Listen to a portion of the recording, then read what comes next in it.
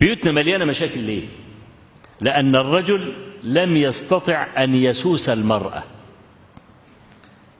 وأنا بقول للرجل يسوس المرأة ليه؟ لأن الله عز وجل جعل له عليها الدرجة وجعل له القوامة عليها. يبقى إذن الله عز وجل خلقك وفيك من الصفات ما تستطيع أن تسوس امرأة. كونك مش عارف تسوس المرأة ده عيب عندك، لأن الله عز وجل لا يعطيك صلاحيات إلا وخلق فيك صفة تناسب هذه الصلاحية. وإلا يبقى كلفك ما لا تطيق، أن يأمرك بشيء وليس لك صلاحية فيه، وده كلام غير صحيح. ما فسد بيت أو ما يفسد الجسد إلا من الرأس. يبقى الرجل لم يستطع أن يسوس المرأة.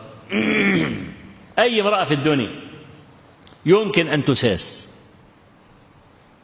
أي امرأة في الدنيا يمكن أن تساس، إن شاء الله تكون فتكات.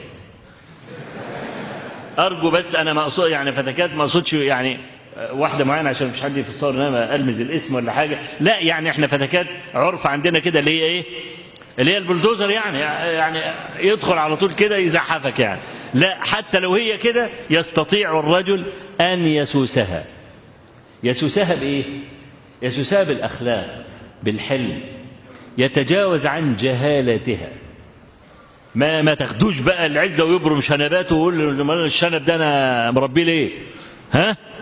عشان امرأتك؟ لا، كلما كنت حليما، كلما كنت يسيرا معها ماشي.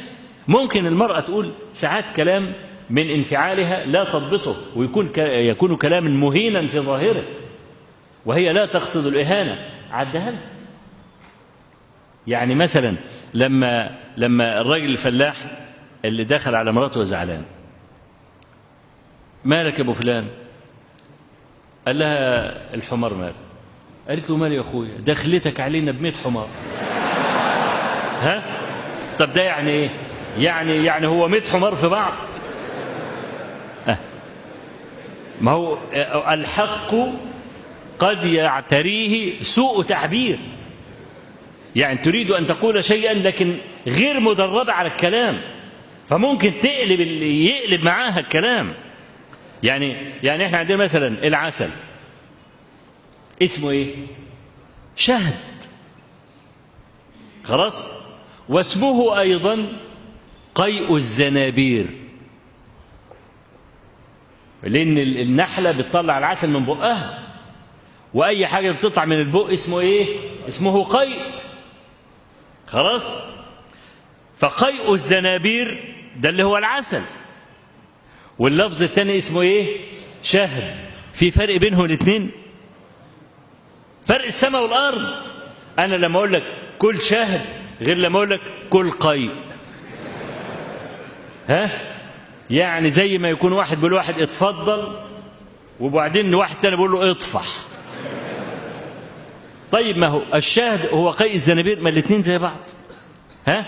لكن الحق قد يعتريه سوء تعبير، فهي عايزة تقول لكن أخطأت. طالما أنا عارف أن إنسانة مؤدبة ومحترمة وعشرتي معها تدل على وفائها والكلام دوت، أو ما تجاوز عن المسألة. من استطاع أن يسوس المرأة استطاع أن يحكم دولة. خدها كده قانون: من استطاع أن يسوس المرأة يستطيع أن يسوس دولة. ليه؟ لأن الرسول عليه الصلاة والسلام قال كما في الصحيح: إن المرأة لا تستقيم لك على طريقة. عندها خطط، 4 2 4، 3 4 5، 1 2 6، بتنوع في طرق اللعب. إن المرأة لا تستقيم لك على طريقة. خلاص فهمناها من النبي عليه الصلاة والسلام. وإن المرأة خلقت من ضلع، وإن أعوج الضلع أعلاه، فإن ذهبت تقيمه كسرته، وإن تركته ظل على عوج فاقبلوهن على عوج. إذن كمال خلقتها في اعوجاجها، لو اتعدلت تكره. شوف العجب، أن يكون كمالها في نقصها، واحنا نعرف الكمال ضد النقص، لكن شوف العجب بقى، خلقت من ضلع أعوج. الضلع الأعوج أنا مثلا هنفسره بكده، يعني الضلع العدل يعني كده أو كده، خلاص، ده هي مخلوقة كده أعوج، وانت مخلوق كده، تمام؟ طيب عايزين نعيش، مش عايزين نعمل مشاكل. لو انت دخلت كده ايه اللي يحصل؟ مشاكل، لان في فراغ اهو، في فراغ، في مسافة بيننا احنا الاثنين. امتى ما يبقاش في مشاكل؟ لما تتعوج انت، صح؟ لانك انت لو عملت كده ما تنفعش، هيبقى في مسافة وفي مشاكل وبتاع الكلام ده. يبقى انت ايه اللي تتعوج كده؟ اول ما تتعوج كده يبقى ايه؟ حضرنا على بعض اهو، بقينا ايه؟ حاجة واحدة، صح؟ يبقى اللي المفروض يتعوج مين؟ الراجل، لان هو الست معوجة خلقة، ها؟ انت اللي تتعوج. طب تتعوج ازاي بقى؟ انك انت من فضلك ما تبرمش شنباتك وانت بتعامل المرأة، لا، كن رحيما. انتوا عارفين طبعا الحديث اللي هو عند احمد وغيره في مسابقة النبي صلى الله عليه وسلم عائشة. ممكن واحد فينا يعمل القصة دي؟ لا سيما لو كل ما دقنه تطول بقى، ومراته تقول له مثلا ادي احنا لوحدنا في الساحل الشمالي، يلا نجري قبال بعض، يقول له انت اتهبلت ولا ايه؟ ها؟ ما يعملهاش. يعني كتير منا ما يعملهاش. ليه؟ لا يعني شايف كده عيب. لا، النبي صلى الله عليه وسلم فعلها لما قال للجيش تقدموا وهما الاثنين بقوا لوحدهم، قال لها تعالي أسابقك. وكانت عائشة أنت عارف متزوجة وصغيرة سن 9 سنوات، وكانت جارية حديثة السن تأكل العلقة من الطعام ولم تحمل اللحم، يعني مش بدينة يعني. فجريوا قبل بعض، سبقته، قالت فتركني حتى حملت اللحم ونسيت.